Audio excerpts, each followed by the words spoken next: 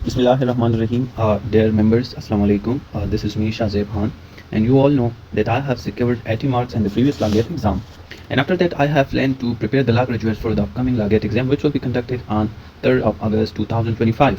तो इस सिलसिले में मैंने एक ग्रुप बनाया और मैंने उसमें जो है ना कुछ मेंबर्स को ऐड किया और मैंने वहाँ पे सिलेबस भी दिया हुआ है कि हम किस तरह अपनी तैयारी को आगे लेके चलेंगे। तो उसमें यही प्लान था कि हम 1 वीक में एक सब्जेक्ट करेंगे और इसी तरह जो है ना हम इंशाल्लाह 1 मंथ और 1 मंथ 5 और 6 डेज़ में जो है ना हम अपनी तैयारी को कवर अप करेंगे और इंशाल्लाह जितने भी एस्पिरेंट्स है या कैंडिडेट्स है लागेट एग्जाम के लिए, तो इंशाल्लाह वो सब जो है ना they will be get high marks in the exam.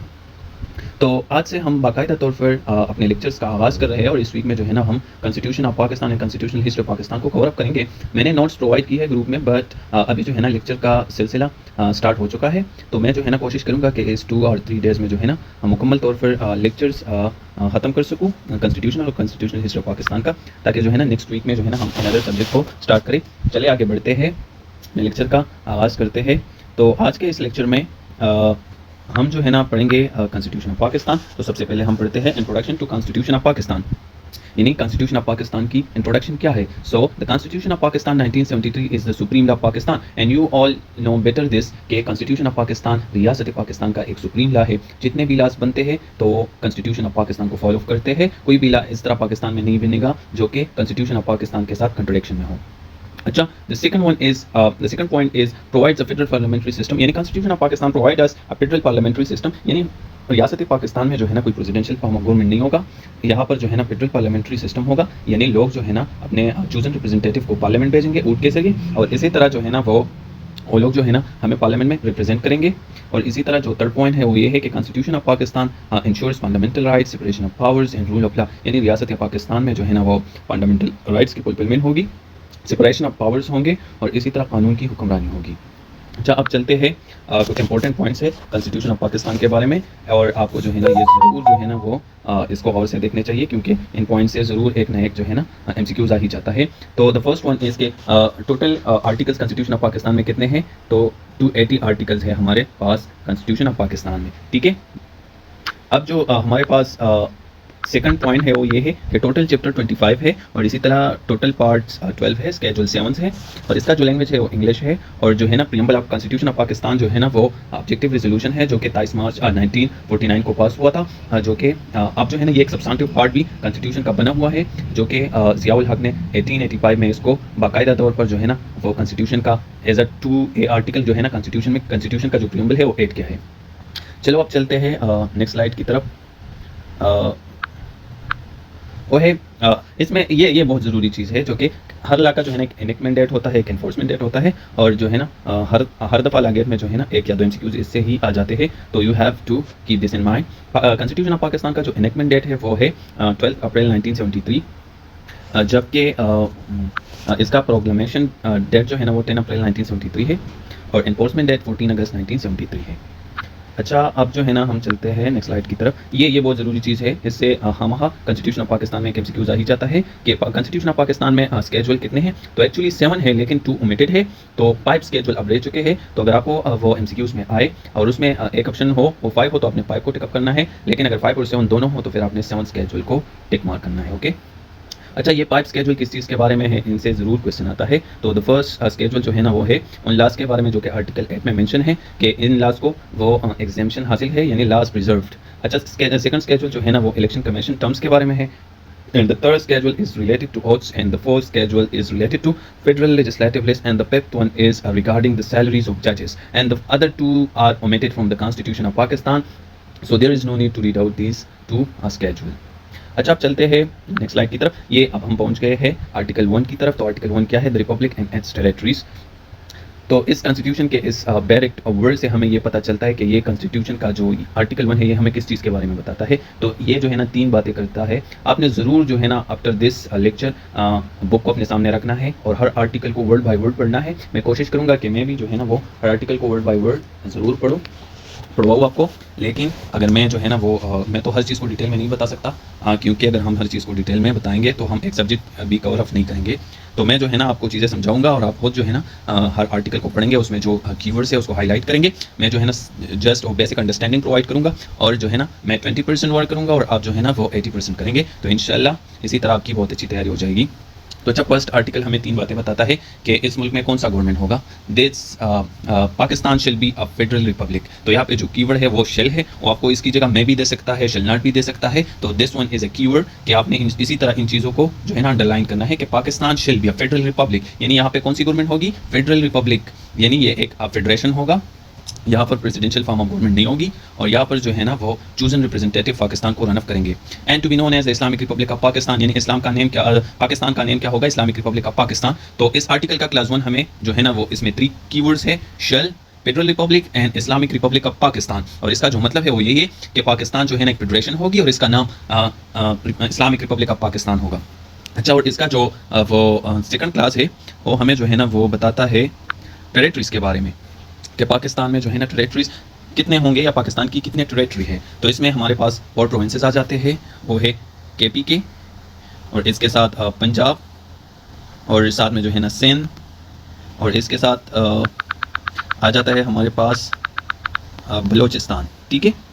और इसका जो अदर क्लास है वो हमें ये बताता है कि इस्लामाबाद जो है ना वो एक फेडरल कैपिटल होगा, और हर वो स्टेट या टेरिटरी भी पाकिस्तान का हिस्सा होंगे जो इल्हाक के जरिए पाकिस्तान के साथ मिले हुए हैं। यानी ये क्वेश्चन बहुत आम है, अगर आपने भी सुना होगा कि क्या कश्मीर पाकिस्तान का हिस्सा है, अगर हिस्सा है तो कॉन्स्टिट्यूशन में उसको मेंशन क्यों नहीं किया गया, या जो है ना Gilgit Balochistan is a part of Pakistan, if Balochistan is a part of Pakistan, so why it is ignored in the first article. But शायद उन लोगों ने जो है ना वो आर्टिकल 1 क्लास 2 का C क्लास नहीं देखा, उसमें यह बताया गया है कि वो स्टेट्स और टेरिटरीज जो पाकिस्तान के साथ इल्हाक के जरिए मिले हुए हैं या मिलेंगे वो भी पाकिस्तान, रियासत पाकिस्तान का हिस्सा है। और इसी तरह आर्टिकल 1 का 3rd क्लास हमें बताता है कि मजलिस शूरा किसी भी स्टेट को पाकिस्तान के जरिए पाकिस्तान के साथ मिला सकता है जैसा वो समझे, यानी वो मजलिस शूरा के पास यह आता है कि वो किसी भी स्टेट को पाकिस्तान के फेडरेशन में शामिल कर सकता है। तो ये आर्टिकल 1 था, और मैं कोशिश करूँगा कि मैं बिल्कुल जो है ना वो बेसिक पढ़वाऊँ आपको जस्ट एग्जाम के लिए, लेकिन फिर भी आप ला के स्टूडेंट्स हैं, you have to learn a little bit details. अच्छा, आर्टिकल 2 हमें क्या बताता है, आर्टिकल 2 बताता है Islam to be a state religion, यानी पाकिस्तान यानी मुमलिकत पाकिस्तान का रियासती मजहब इस्लाम होगा। यानी कोई भी जो है ना ला इस्लाम के साथ अगर वो कंट्रोडिक्शन में है तो नहीं बनेगा। यानी अगर आप देखें आर्टिकल 227 यानी 227 क्लास 1 हमें ये बताता है कि हर ला जो है ना वो इस्लाम के उसूलों के मुताबिक बनेगा। तो इससे ये जाहिर होता है कि इस रियासत पाकिस्तान का जो सरकारी जो स्टेट रिलीजन है वो इस्लाम है। अच्छा, चलते हैं आर्टिकल 2A की तरफ। आर्टिकल 2A हमें क्या बताता है, आर्टिकल 2A हमें बताता है कि ऑब्जेक्टिव रेजोल्यूशन यानी करारदाद मकासद जो कि 23 मार्च 1949 को लियाकत अली खान ने जो है ना पास किया था, जो कि एक फर्स्ट लेजिस्लेटिव डॉक्यूमेंट है, वो जो है ना वो ज़ियाउल हक ने 1885 में जो है ना कॉन्स्टिट्यूशन में एज आर्टिकल 2A जो है ना वो इनकॉर्पोरेट किया है। और इस आर्टिकल में ये है कि ऑब्जेक्टिव रेजोल्यूशन अब जो है ना एक बाकायदा तौर पर कॉन्स्टिट्यूशन ऑफ पाकिस्तान का एक सब्सटेंटिव प्रोविजन है, ठीक है।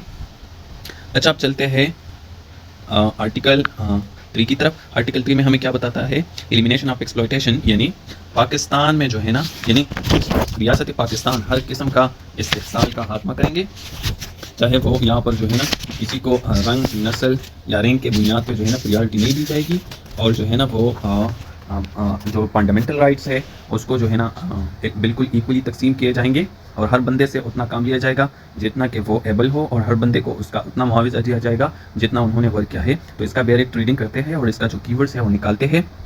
द स्टेट शेल, तो यहाँ पे भी शेल का वर्ड आया है, और यहाँ पे आपने ज़रूर याद रखना होगा कि यहाँ पे स्टेट है, द स्टेट शेल। यहाँ पे कोई ये नहीं है कि द फेडरल गवर्नमेंट शेल या जो है ना द प्रोविंशियल गवर्नमेंट शेल। तो यहाँ पे आपने जो कीवर्ड है जो कि आपने याद रखना है एग्जाम के लिए, वो स्टेट है। And the other one is a shell word, and ensure the elimination of all forms of exploitation, और elimination all forms of exploitation, all forms, ये एक another जो है ना वो एक keyword है। and the gradual fulfillment of the fundamental principle from each according to his ability to each according to his work। तो इसमें जो है ना 2-3 keywords है, एक जो है ना state है, एक जो है ना elimination है, और the other one is all form of exploitation, और other जो है ना वो है from each according to his ability to each according to his work. और इसकी जो बेसिक मीनिंग है वो मैंने आपको बता दी है कि इसका मतलब है कि रियासत पाकिस्तान तमाम तर जो है ना इस्तेहसाल का खात्मा करेगा, और जो है ना हर और जो है ना फंडामेंटल राइट की जो है ना इक्वली डिस्ट्रीब्यूशन करेगा। लेकिन ये जो है ना सिर्फ कॉन्स्टिट्यूशन के बुक में है, इस तरह कुछ नहीं है। अगर हम देखें तो आजकल एक सूबे का क्या हाल है, दूसरे सूबे का क्या हाल है, और जो लोग जो है ना प्रेस्टीज क्लास में आते हैं, जो एलीट क्लास है, उसके साथ जो है ना ला का क्या रवैया है और एक गरीब के साथ क्या है। लेकिन हमने जो है ना एग्जाम को क्लियर करना है और हमने वो ला को पढ़ना है, हमने इन चीज़ों को नहीं देखना। चलो अब चलते हैं आर्टिकल 4 की तरफ। आर्टिकल 4 हमें क्या बताता है? Right of individual to be dealt with in accordance with law, यानी ये हर शहरी का हक है कि उसको जो है ना लॉ के मुताबिक ट्रीट किया जाए। जो लॉ ने कहा है वो उसको मुताबिक जो है ना ट्रीट किया जाए, उसके साथ कोई ऐसा सलूक नहीं किया जाए जो कि लॉ में प्रोवाइड नहीं किया गया हो। तो चलिए इसकी डायरेक्ट रीडिंग करते हैं। To enjoy the protection of line to be treated in accordance with law is the inalienable right. ये एक कीवर्ड है, ये आपको ज़रूर याद रखना चाहिए वो आर्टिकल 4 में, कि to enjoy the protection of law, यानी कानून की जो है ना वो कानून की प्रोटेक्शन को एंजॉय करना, या जो है ना वो and to be treated in accordance with law, कि आपको लॉ के मुताबिक ट्रीट किया जाए, ये आपका जो है ना इनएलिनेबल राइट है। इनएलिनेबल राइट और राइट होता है जो आपसे किसी भी सिचुएशन नहीं, जो किसी भी कंडीशन आपसे नहीं लिया जाएगा। और ये किन लोगों का है? ये एवरी सिटीजन का है। तो it is another keyword and where he may be of every other person for the time being, यानी कोई भी बंदा चाहे वो पाकिस्तान का सिटीजन हो या किसी और मुल्क का, तो to enjoy the protection to be treated according to law, उसका ये इनएलिनेबल राइट है, ये कोई भी उससे नहीं ले सकता।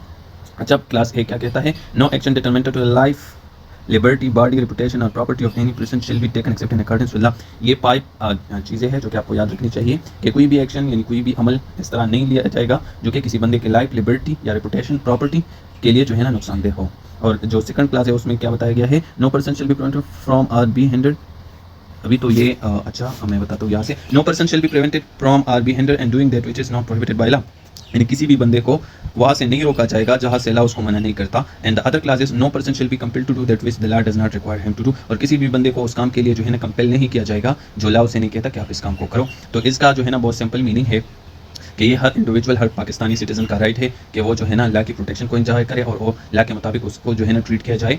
और जो है ना हर किसी भी बंदे को जो है ना लाइफ, रेपुटेशन या लिबर्टी जो है ना वो कोई ऐसा एक्शन नहीं लिया जाएगा कि वो इसको नुकसान पहुंचाए, और किसी भी बंदे को उस जगह से मना नहीं किया जाएगा जहाँ से लॉ उसको मना नहीं करता, या किसी भी बंदे को उस चीज़ के लिए कंपेल नहीं किया जाएगा जो लॉ जो है ना उसको कंपेल करने का नहीं कहता।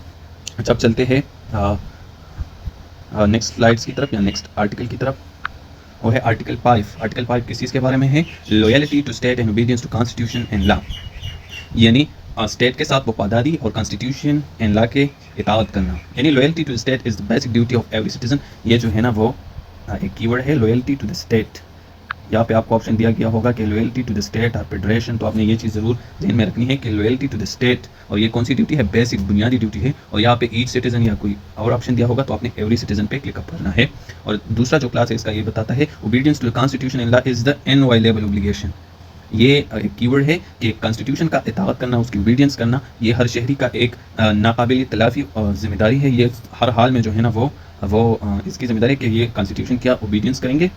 It is the duty of every citizen. और वो लोग जो कि टाइम बीइंग के लिए यहाँ पे रहते हैं तो ये उनका भी जो है ना वो एक जिम्मेदारी है कि वो कॉन्स्टिट्यूशन की ओबीडियंस करेंगे। तो अच्छा, इसमें कीवर्ड क्या है? Obedience, constitution and loyalty. जब चलते हैं वो नेक्स्ट स्लाइड की तरफ, नेक्स्ट आर्टिकल की तरफ। आर्टिकल 6 किस चीज़ के बारे में? हाई ट्रीजन के बारे में, यानी हाई ट्रीजन किसे कहते हैं?